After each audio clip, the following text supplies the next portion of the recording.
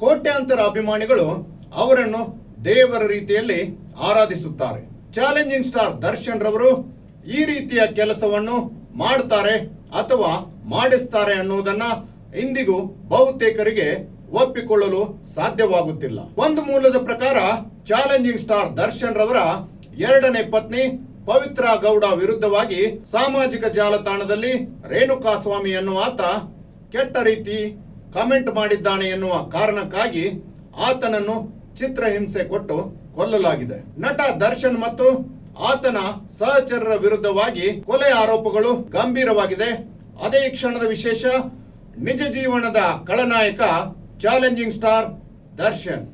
ಈ ಸುದ್ದಿಯನ್ನ ಸಂಪೂರ್ಣವಾಗಿ ನೋಡಬೇಕಾದ್ರೆ ನಮ್ಮ ಯೂಟ್ಯೂಬ್ನ ಕಮೆಂಟ್ ಬಾಕ್ಸ್ನಲ್ಲಿ ಲಿಂಕ್ ಅನ್ನು ಓಪನ್ ಮಾಡಿ ಸತ್ಯ ಮತ್ತು ಪ್ರಾಮಾಣಿಕ ಸುದ್ದಿಗಳಿಗಾಗಿ ಸಬ್ಸ್ಕ್ರೈಬ್ ಮಾಡುವುದರ ಮುಖಾಂತರ ಪ್ರೋತ್ಸಾಹಿಸಿ.